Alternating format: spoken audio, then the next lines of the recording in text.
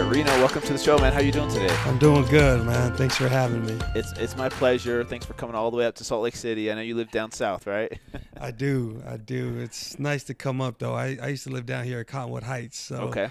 right here off 215, 6200 was my old stomping grounds. Okay. So it's nice to be back up this way. Man, it's a beautiful view, though. Yeah, it is beautiful, man. But Provo has some good views too. So, really quick question before we get into the interview. I saw you had a beard, man. Why did you shave it? It's funny you asked me that, considering what we're about to talk about. Uh-huh. But I always felt like the beard could hide my fat face, and so it was good. Yeah. It was good because I was always more hurtful when people would be like, "Man, you got big," where it was just like, "Man, that's an ugly beard." Like, I felt better about them talking about the ugly beard than about my fat face. That's strategy. That's good strategy right there. I like that. So That's let's obviously you've had a successful career in football, but who were you? Who was Reno before football? Like, tell us a little bit about you growing up and your childhood and maybe your passions as a kid. Okay, so I was born in Los Angeles, California. Grew up Inglewood, Hawthorne, Crenshaw, till I was almost 12. Mm-hmm. And we moved out here to Utah. I'm a first-generation Tongan American. My parents immigrated from Tonga to the United States, and they met in Los Angeles. Man, I went to 6 elementary schools. Wow. 4 junior highs. Wow. Went to 1 high school, 3 colleges. So I moved around a lot. Yeah. You know, but as far as growing up, I just love sports. I love to compete, and I find people fascinating. Yeah. Anyone, and so that's one of my little quirks. Like, I always like to get to know people to find out what makes them them. Really. And so just a little bit about myself. I'm been married 17 years. Got baby number 9 on the way. Wow, man, that is so crazy. It'll be the tiebreaker. I got 4 boys, 4 girls. So okay, we'll see. My wife thinks it's a girl. So really? How far along is she? She's due at the end of the year, end of November, 1st of December. Okay. Are you guys the type that want it to be a surprise, or do you like to find out as soon as you can? We like to find out. Yeah, me too. Yeah, my wife. It's more so my wife doesn't ever want me to want a certain boy or girl. And then when it comes out then it's like she didn't want to ever have that. So we always know. Gotcha. That's smart. I like that. So growing up, when were you naturally gifted with athletic ability, or was your whole family gifted, or? Yeah, both my parents were pretty athletic. Okay. My mom was, she was into sports. My dad was really into rugby. Mm-hmm. So he didn't know American football. Uh-huh. He just knew rugby. Rugby, yeah. But they were both athletic, and so I think, obviously it rubbed off. And so me and my siblings are pretty athletic as far as sports goes. And when did you know you had a knack for football? Like, did you start playing rugby and then transition into football? No, because back then rugby didn't really there wasn't much outlets for, whether you could be paid to play rugby or even paid for school.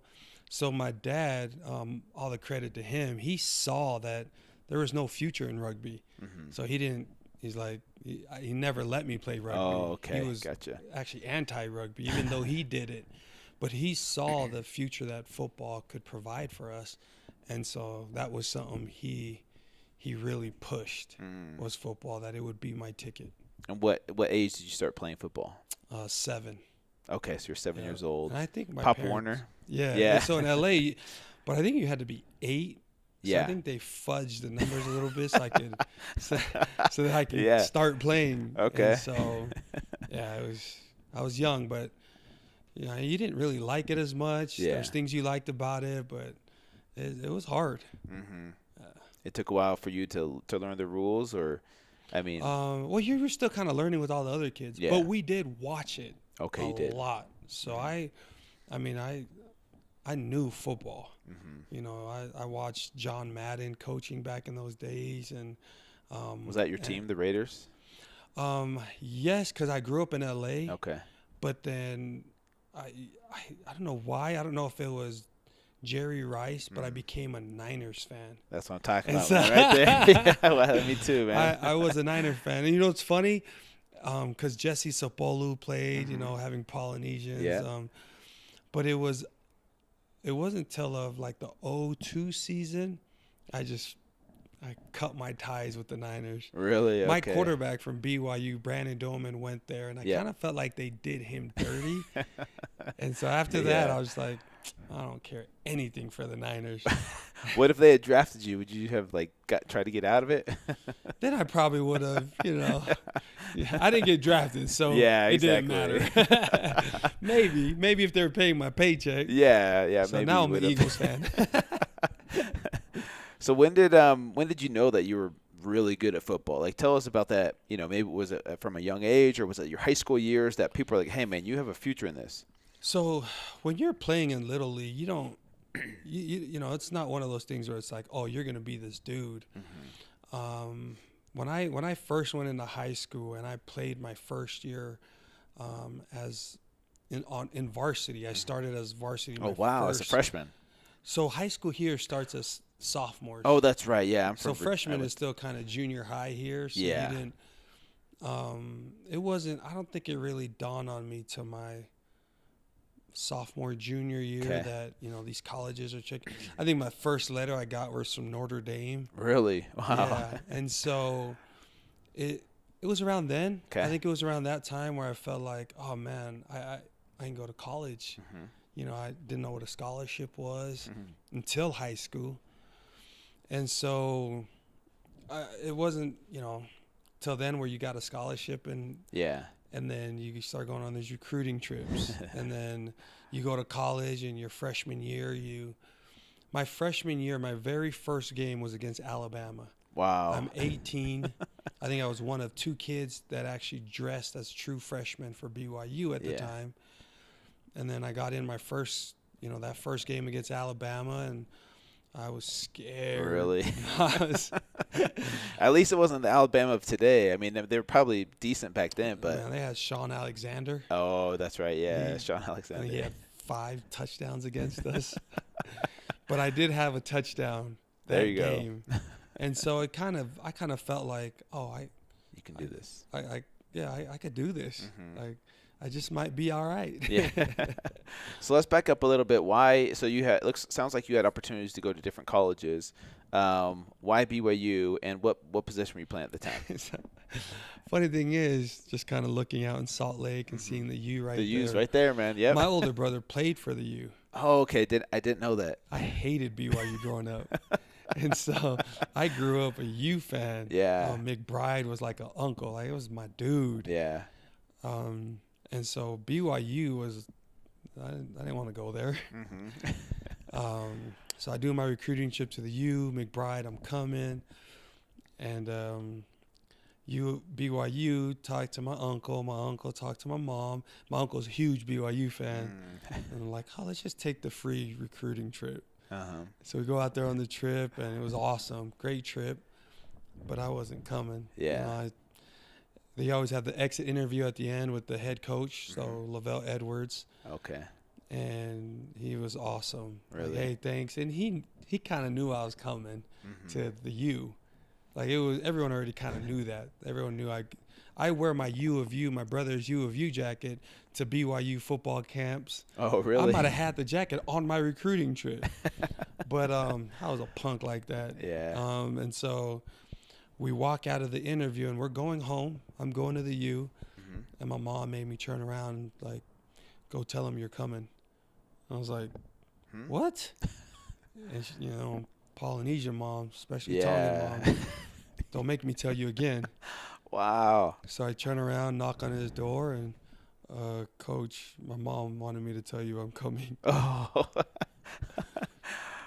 How was that inside for you? Was that hard? Like, I was still confused. Like, okay. What? We always knew I was going to the U. Yeah.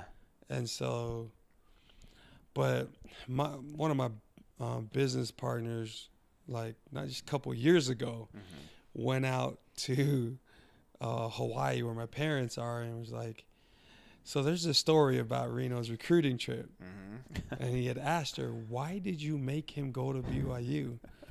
And she was like, "I was worried about his salvation." Oh.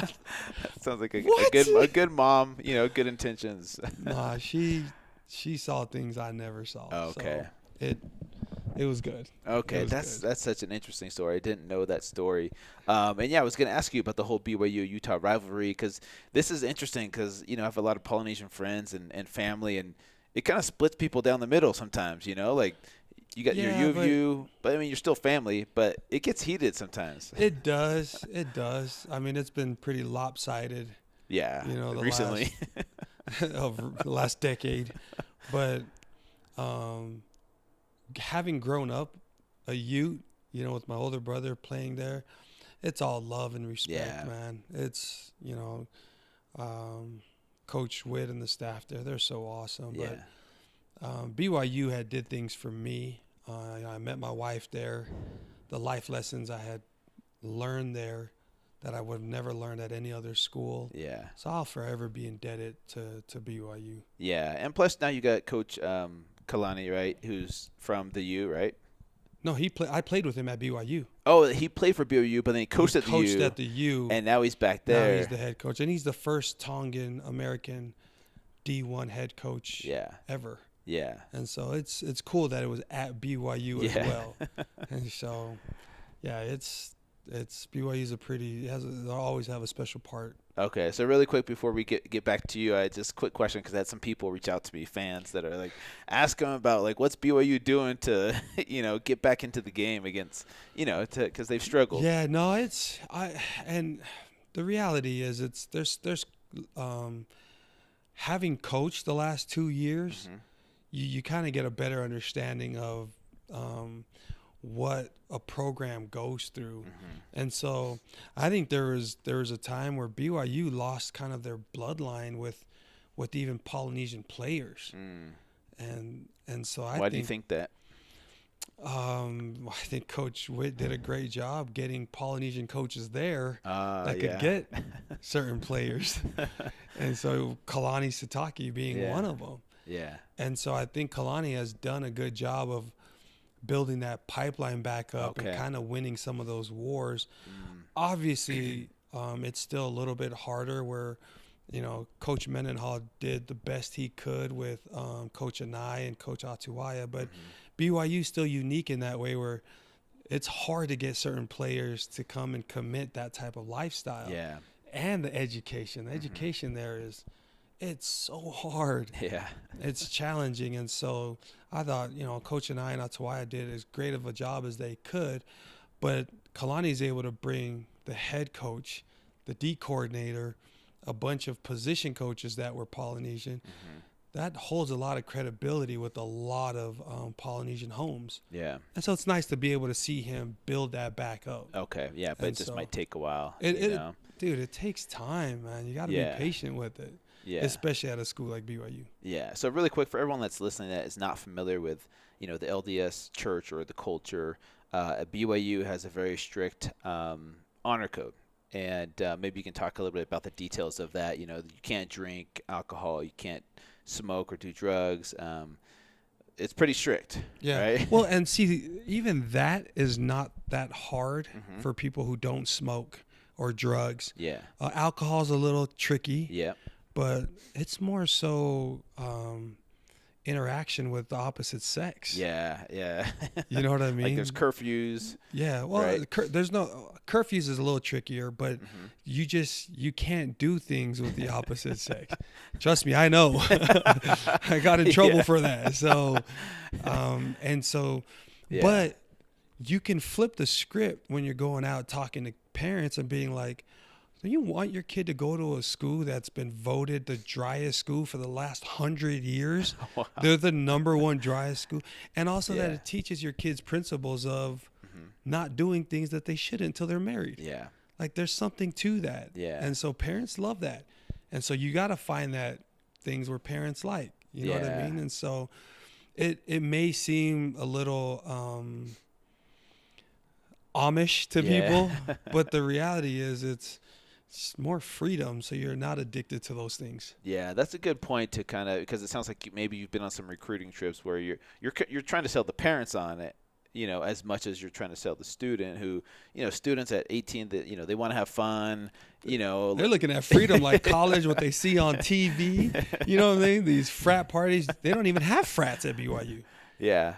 But it's, different strokes for different folks. Yeah. People look at it differently, but I'm a parent. I want my kids to go to a BYU school. That's my thing to my kids. Like, you don't go to a BYU type school, I just have to raise you to your 18. Bye. But if you go to a BYU school, free housing, free. So let's get back to your story a little bit. I want to talk, because you talked about high school years. You said sophomore, junior year, you started to realize, okay, I'm good at this. I got a chance to maybe play at the next level. In college, at what point did you think or did you know that you might be able to play at the top level? So my freshman year, I had a pretty decent year. I had a pretty good year. And so I remember talking to one of my teammates about like, hey, man, so what do you think I can go pro? He's like, man, don't even worry about that. Just keep playing and let it happen. Okay. And so I never stopped thinking about it. It was a dream. It was something I always believed I could do. And so as my college years progressed and I just kept playing and I just felt like I could do it. I knew I could do it. Yeah. And so I believed I could do it and then it happened. Yeah, I didn't get drafted. Yeah, tell us about the process. So I finished out my years. I didn't have a very good senior year. Okay. And I, you know what?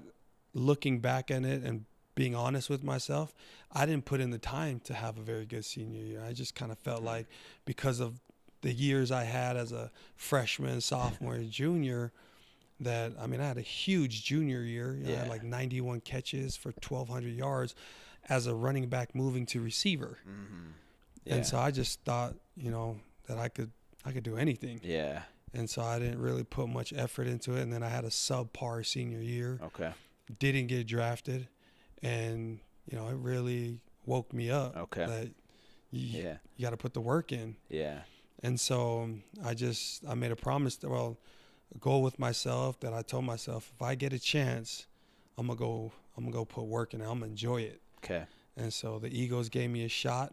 I had a few teams that gave me an opportunity to do it. My agents were pretty good at what they do. Really? They're Ian Dubin. They're like Tom Brady's agent. Yep. But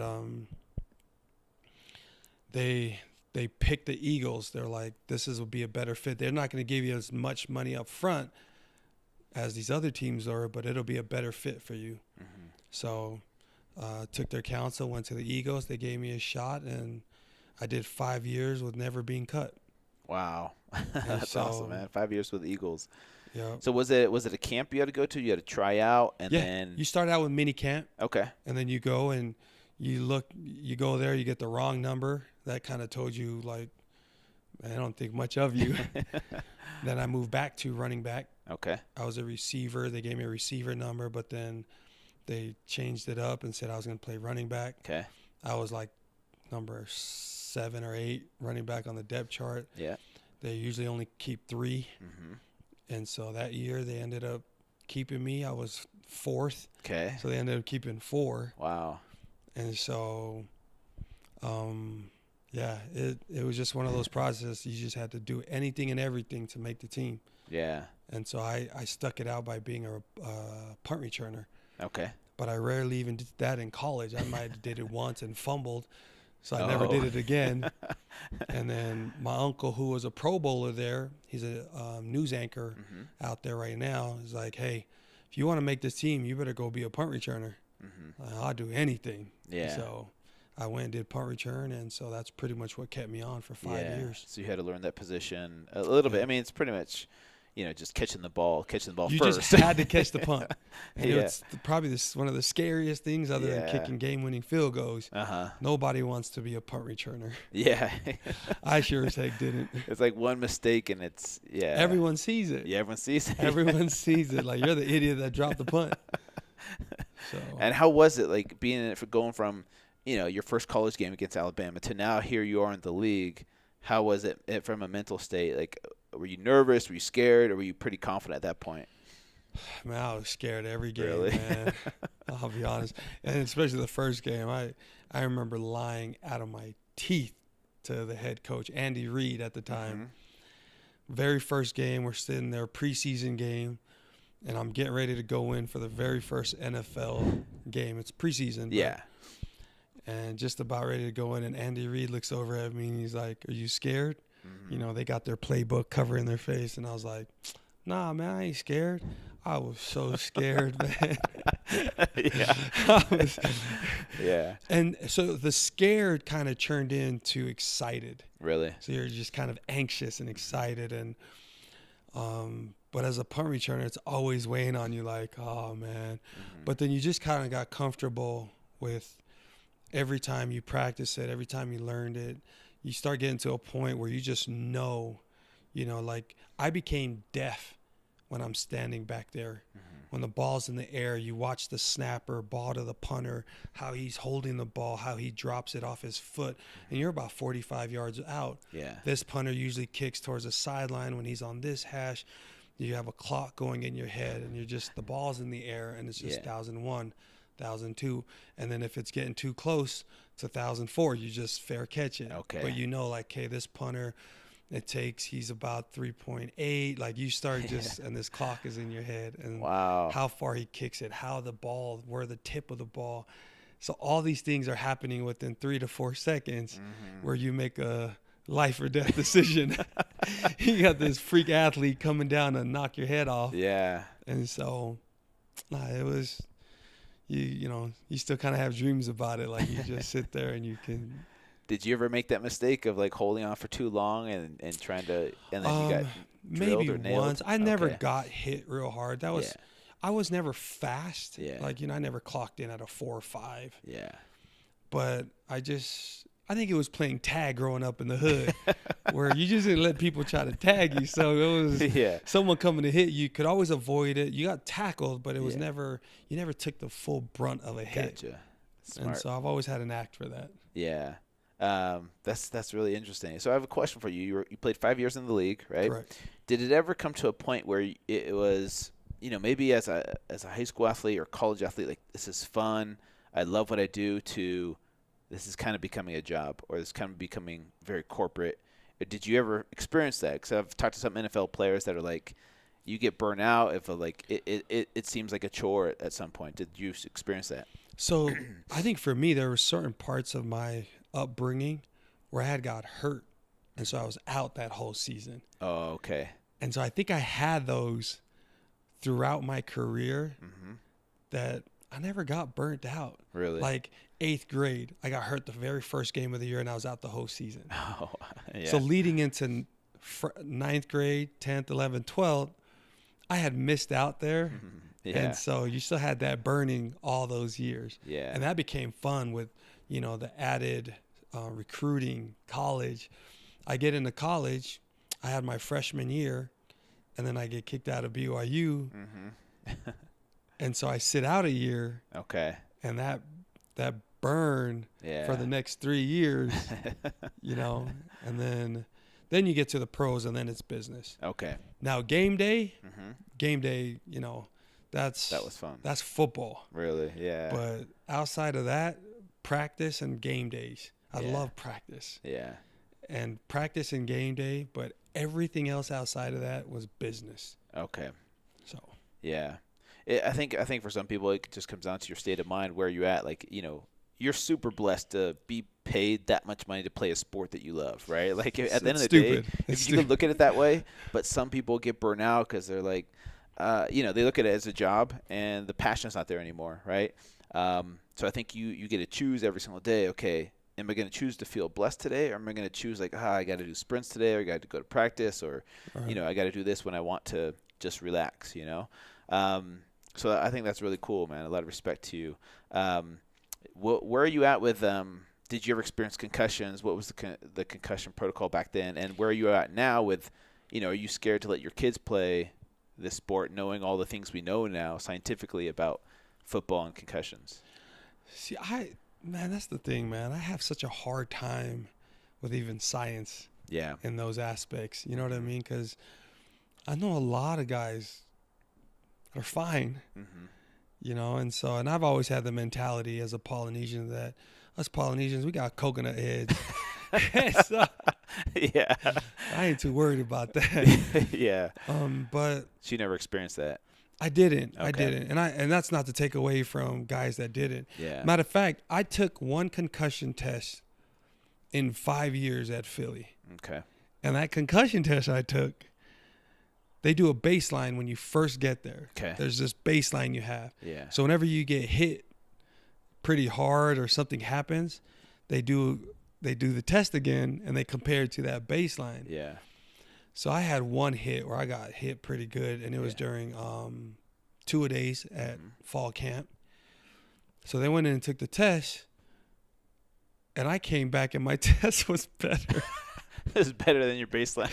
So, and I couldn't remember. I had to explain to them. I was like, you know what? I think that test, when I took the baseline, I didn't know what was going on, and I was just kind of bored.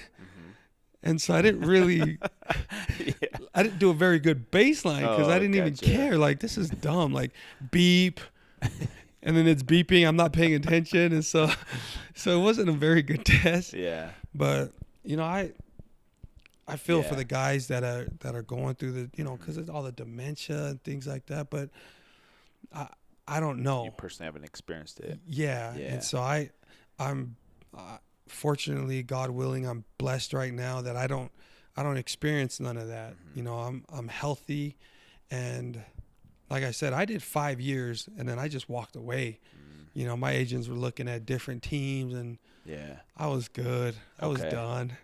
And so I was going to ask you about your transition out. Like, what drove that decision for you? How many kids did you have at the time, first of all? I think I was at 5. 5 kids. Okay. Wow, man.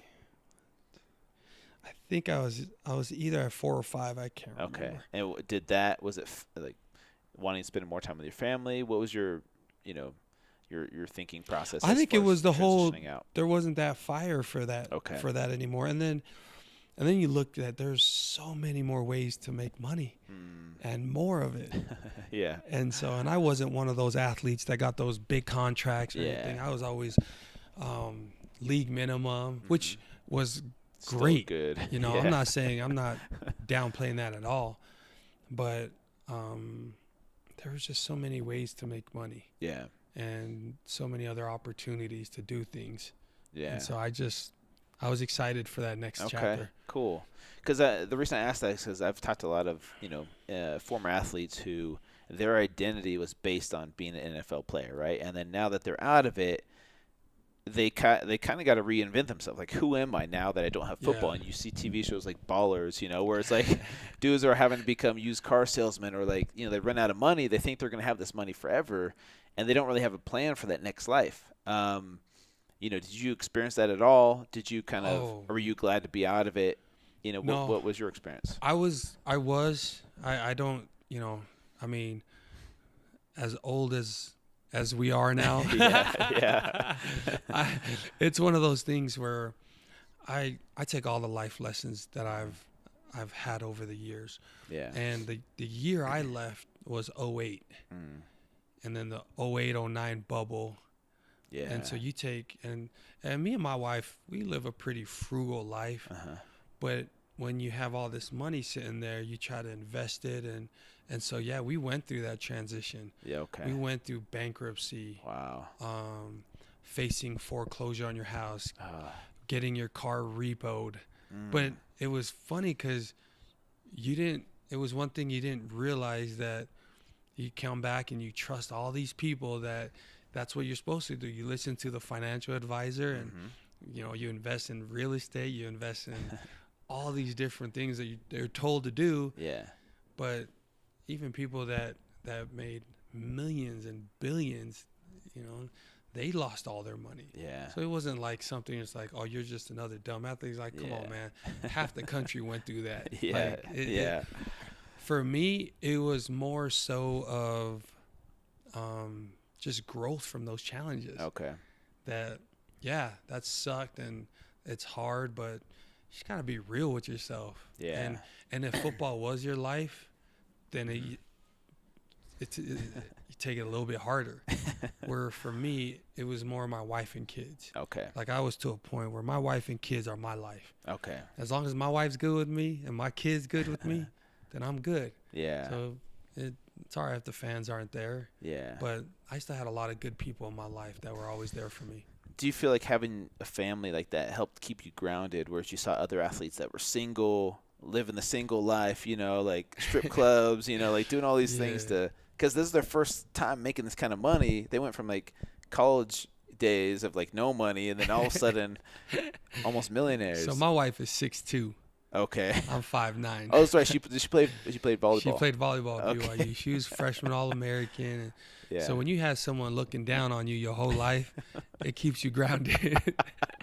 And so, that's good. And Man. so I have someone that keeps me grounded. Okay. So she keeps me in my place. Okay. And then if I'm not staying in my lane, then I got parents and siblings that I've got a good family support group. Yeah. They do a pretty good job of keeping me in my place. That's good, man. So you didn't experience that identity crisis of like, who am I after the NFL? Like, what am I gonna do with my life? Should I go back to trying to play? You didn't experience that at all. Nah, Okay. I didn't. I mean, everything that I do wrong is in the public. Anything that happens to my life is pretty public. Yeah. But you just learn to roll with it. Mm-hmm. I've learned now to make a living off of it. Yeah. And so you take the lessons that come from the hard times and you just enjoy the blessings. Yeah. And so it's all gravy, That's man. good attitude, as long as my man. wife's good with me, I'm good. So, I like that. Let's talk about life after the NFL, like from a physical fitness perspective. Like what were you doing? Were you trying to stay in shape? Did you kind of let yourself go? Like what? Tell us about that transition out and to catch us up to where you are today. So I had a terrible diet. Okay. I mean, it was Chick-fil-A every day, McDonald's, like it was just eat whatever you're in the mood for, whatever is easiest. And chocolate chip cookies and milk was my that was my vice. Yeah. Like I could eat a bag of Oreos in one sitting. Yeah. And so as you transition out of athletics, your metabolism, you hear it all the time from people, but again, as a football player, you just think you're immune to it. Yeah. Yeah. And then a couple years later, it hit me real quick. I mean, you throw on 10, 15 pounds, and then it just kept getting worse and worse. And next thing you know, I was 240 plus. And then, I was playing at 200, 205, and then next thing you know, you're 40 pounds overweight. And I tried, and I don't know if I didn't try very hard, because obviously I didn't, but I'd go weeks, I go months, try something, don't work. Try something else, lose 10 pounds, gain 15. And it just, for years, it was just up and down. It's interesting because I've talked to a lot of former athletes, and it's very similar, right? They're almost immune to gaining weight during the season or during the years of playing football or any sport, and then they still eat like an athlete, but they're not burning the calories like they used to. They still have that appetite, right? And so I think that's a struggle for a lot of people. Do you feel like where you are today, do you feel like you figured it out? Or do you feel like that's always going to be a struggle for the rest of your life? I think it'll always be a struggle, but I think I found something for me that works for me, that it's a life habits that I've kind of over the last 4 months that I think I can do. Okay. This is something that I can maintain and hopefully stay at where I'm at right now. Yeah. And we'll get into that a little bit because I want to know specifics. And I think people listening also want to know, because it sounds like you went through your own Fit2Fat2Fit journey. Yeah. Very similar to mine, but not on purpose, though. Fit to fat to Average. Average. Cause you two, you fit.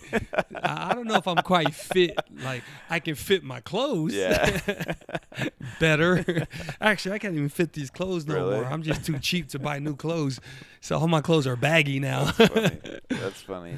Yeah, and plus I can only imagine having that many kids. You know, like that's hard to take care of that many kids. Not when you got a good wife, man. Well, there you go. She makes it easy. We need to have her on the podcast. She's the real hero. That's without a doubt. Yeah. Man. But I'm all right too now. Yeah, because we talked a little bit before how you're spending more time with your family versus before, so you're probably there to help out a lot. I don't know if I'm much help, but I'm there. I'm sure that's helped. Let's talk about the weight gain. You gained 200, or you got up to 240 pounds, which is a lot for you being 5'9", right? And you guys went through a tragedy that I think everybody has a plan. Who is it? Mike Tyson? Everyone's got a plan to get punched in the face. And life happens, right? And we don't have a plan for when life happens. And if you're okay talking about that, how you overcame it, where you're at today with it, what you've learned from that experience. So as far as the tragedy you're talking about, about a year and a half ago, my daughter got entangled in a blinds cord. I was at practice. I'm sitting there at practice coaching and at BYU, and I get calls, and I just happen to leave my phone in my pocket. Mm-hmm. And usually you leave your phone in your locker, or you don't take it out to the practice field. Mm-hmm. And I for some reason I had my phone in my pocket, and I keep getting buzzed, but I'm at practice. I'm like, damn, what's going on? Yeah. So I check my phone, and my wife been calling, and so my daughter got life flighted to Primary Children's, where she later passed away. She was about 3 years old. She was 3. And as far as the weight gain goes from that, I didn't realize it, but we went through grief counseling. Mm-hmm. And sitting there with my grief counselor, she's like, "How are you guys doing?" And me and my wife were pretty good. You know, we've because of our beliefs. Yeah. We believe in eternal families. Mm-hmm. And so as much as we'll miss our girl now and having her with us now, that we know we'll be together forever. Yeah. So that helps. Yeah. You know what I mean? That helps from that standpoint, that I know I'll be with my daughter again. Yeah. And I can't wait for that. I look forward to that. But, you know, there's still a plan in place with the kids I have now. And so that part helped with that. But socially, mentally, sitting there talking to my grief counselor, she's like, "How are you guys doing?" And we're like, "We're good. Like, you know, we're good." You know, there's times where we get, my wife, she cried every day, still does with the whole deal. But for me, it was more so, I don't know if I just held it in. I don't know what it was, but you know, we're men, we don't cry. Yeah. There's times where I take her on daddy-daughter dates. When I go by those places, it chokes me up. Yeah. But for the most part, I felt like I was good. And she's like, "Is there anything bothering you guys?" Like, "No." But me and my wife both like, "But we got really heavy." Yeah. Like the most I ever was around 240. Now I'm 268. And she, you know, the grief counselor, Lonnie, was like, "You know, you can fake everything in this life. The one thing you can't fake is your body. Your body will always tell you the truth." Like there's something, that's what she said to us. And so she's like, that's what's happening.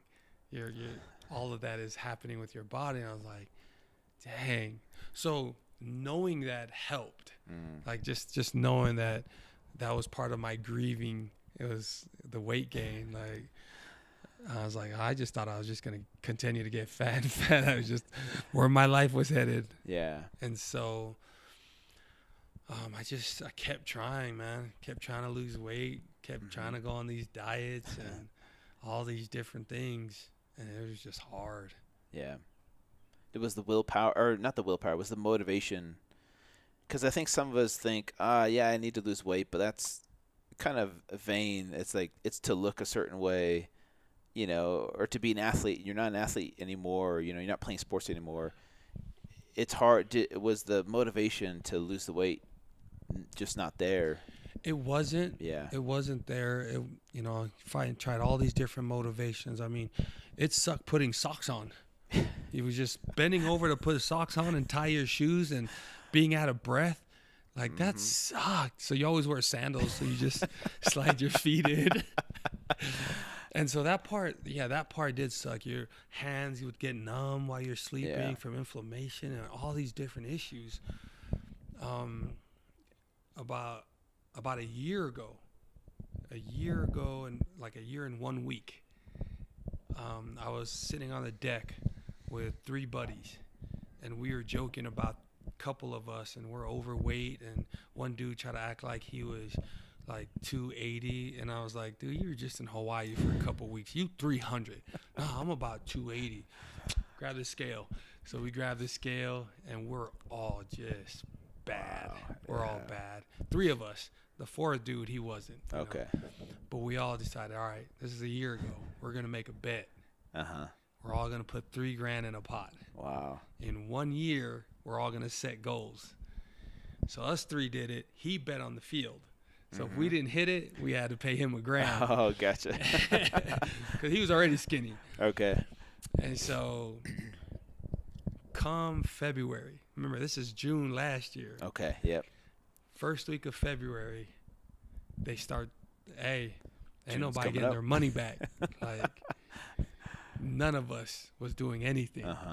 And so the dude that didn't, he was going to make all the money. And so I remember just like that clicked motivation wise, like, man, I need that $3,000. Like, and so I went to a neighbor, or I'm sitting there talking to a couple of neighbors, and they're like, the Hendrys, they got this diet they got a bunch of our neighbors on. You ought to check it out. So I was like, all right, I saw him, and I was like, hey, Ron, I heard you got a pretty good diet. But again, same, like, whatever. Yeah. And so I told him by June, I got to be 220 by June 6th. If I'm not 220 by June 6th, I lose $3,000. And he's like, oh, that's easy. What do you mean that's easy? Like, yeah, that'll be easy. Yeah. Like, what? And he's like, he's like, but you can't work out. And me and my wife's like, I kid you not, I looked over at my wife like, no working out? Whatever. And we looked over at him, and he's like, no, I'm serious. You can't work out. It's like, what? And then it's like, what is it? And then they send me 5 out of my 6 meals. Yeah. And you'll send me my meals? Like, I ain't got to make it? Oh, man, sign me up. I was done. I was like, sign me up. Let's do it. You promised me. He's like, oh, you'll easily get there. Yeah. And so, I got there like almost a month before the deadline. Really? Yeah.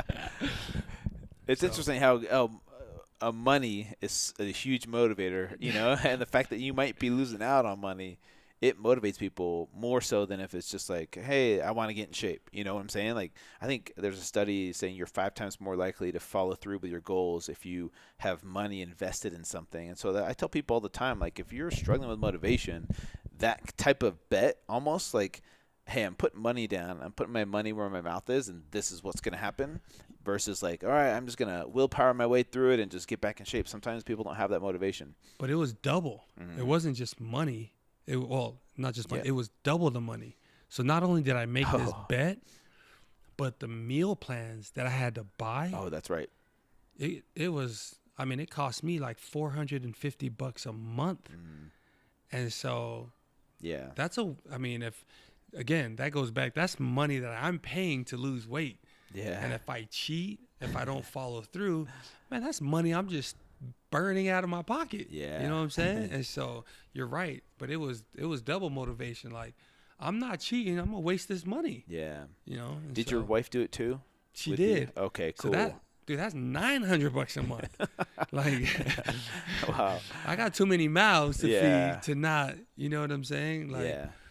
And so, yeah, it definitely has opened my eyes up to that there are plenty ways to still enjoy food. Sure. But just doing it the right way. Yeah. Like, it's It just takes a little more effort. And look, this is coming from one of the laziest dudes you will ever meet. Like, I'm that dude. Really? Yeah, like, we'll go on a vacation to my in-laws in Texas.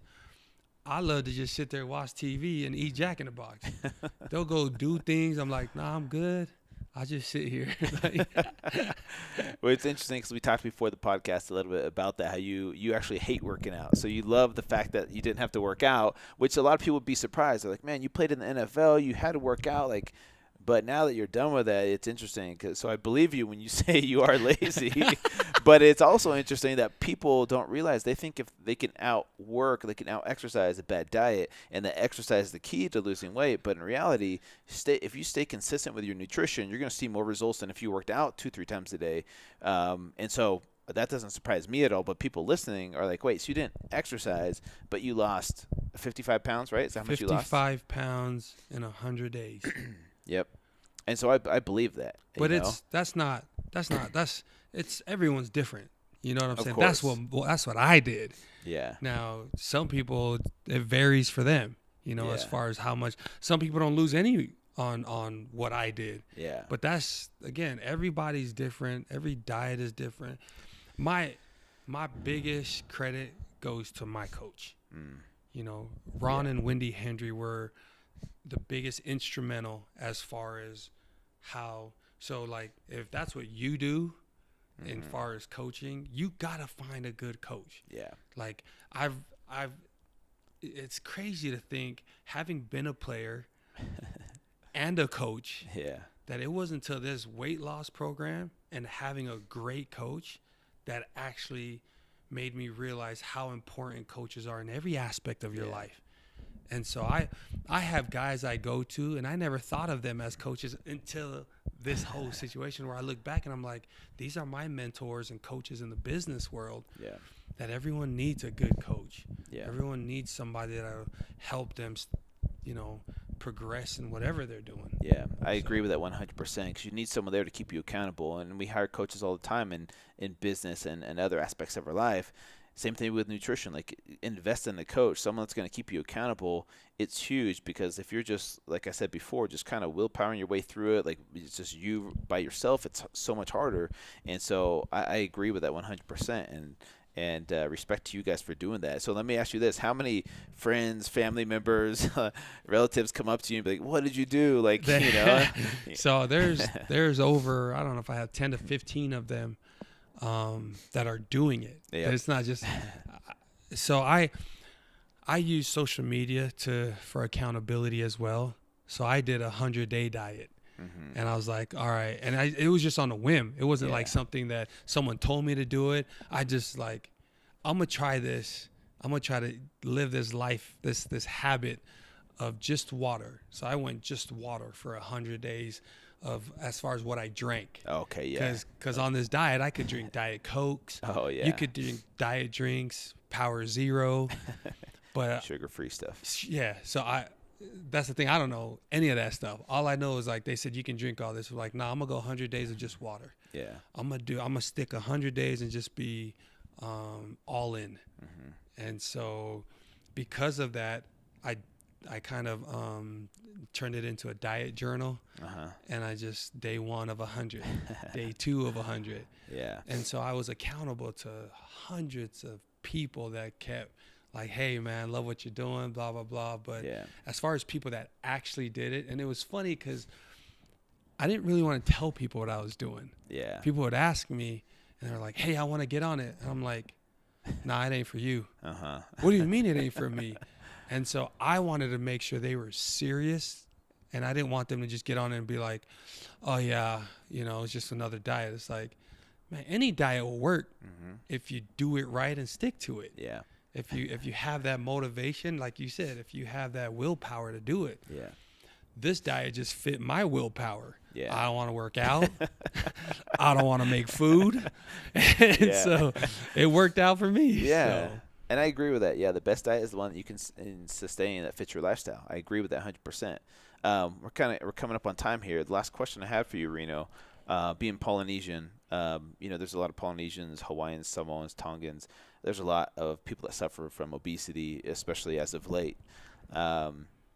how do we fix that? How do we help the community out? Because it's a part of the culture. You have aunties giving you, they show their love with food, With right? food, And yeah. you know, they kind of push it on you, and it's good. It's part of the culture, but also how do we find that balance of like taking care of our health, but also still embracing the culture? You know. I think to answer that question, for me, it's one example. You know, it's like the guy driving down in a beat up old car, and on the back of his windshield, he's like, "You want to learn to make $10,000?" It's like, hey, homie, why don't you make the $10,000 first and buy you a new car? Like, so Yeah, for that's a good me, point. you've got to be an example that this worked, that you can do that. You know, and you for walk me, the walk. yeah, you got to walk the walk first. So first for me is to be an example.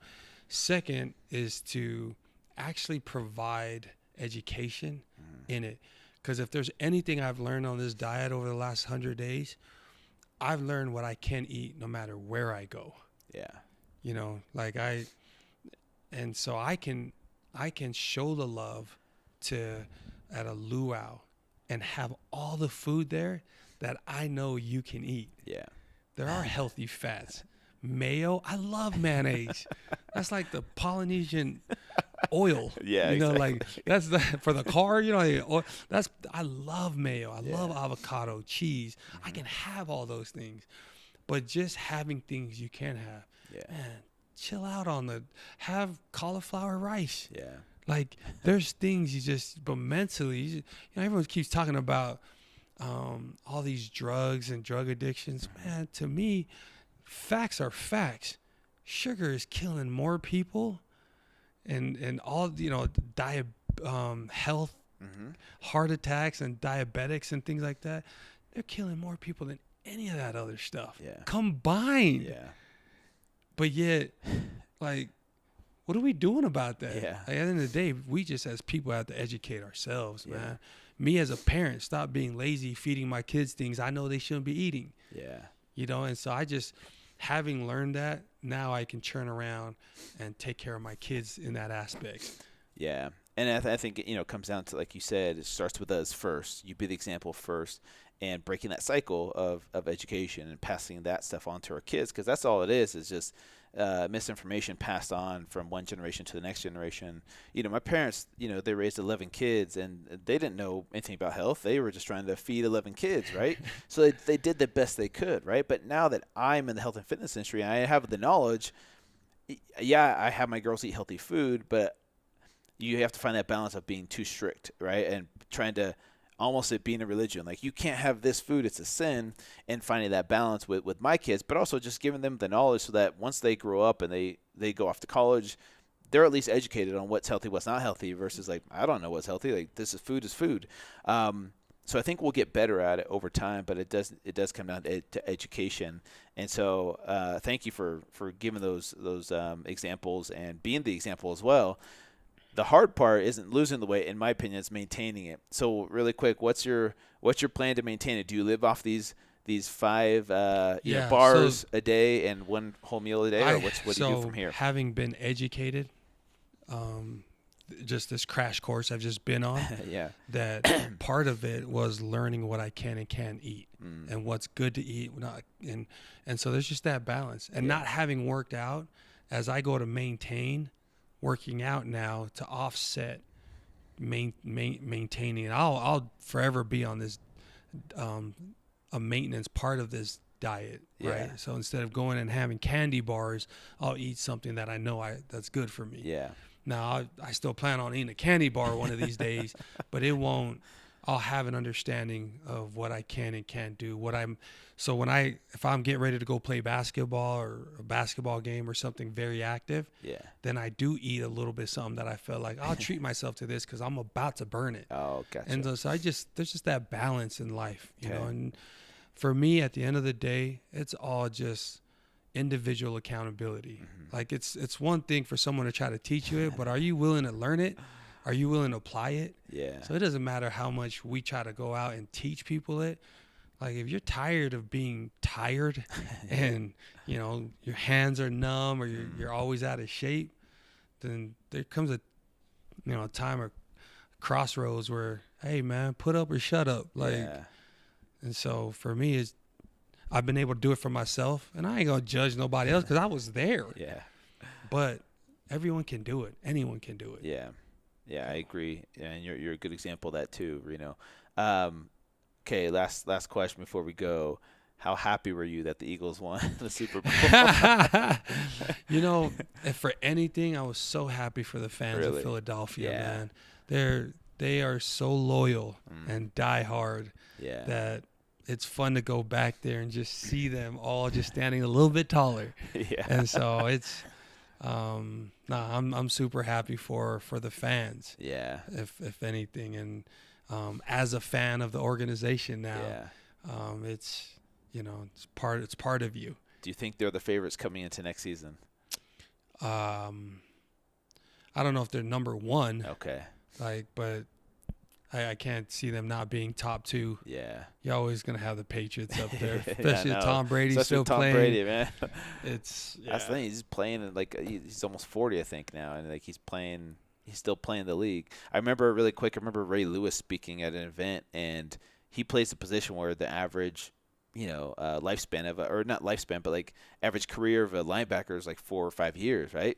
And he played, I can't remember how many years, but I remember him talking about, he invested in his health. He would take vitamins, supplements. He would eat fish and vegetables, and he would take the food with him. And these guys would be talking trash to him, these young kids. He'd be like, man, how are you going to outplay me when you're the one eating McDonald's and candy all day, and here I am investing in my health, And that's, I think there is something to say about nutrition and longevity and being able to play longer because inflammation and preventing injury and things like that. So, but that's not only just sports. Yeah. Like that's helped me.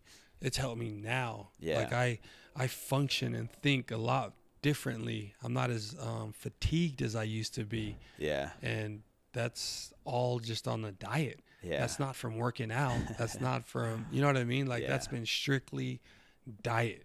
Yeah. And I never realized how important it was or how real that was. You hear it all the time. Yeah. But it doesn't become real till it happens to you. Exactly. Yeah. Well, Reno, thank you so much for what you Thank do. you. Being an example. Appreciate you Thanks coming for on the having me. podcast. Yeah, man. And good luck maintaining the lifestyle. And I'll be following you on social media. So thanks for coming on. Appreciate it. We'll talk to you Thanks soon. for having me. Okay.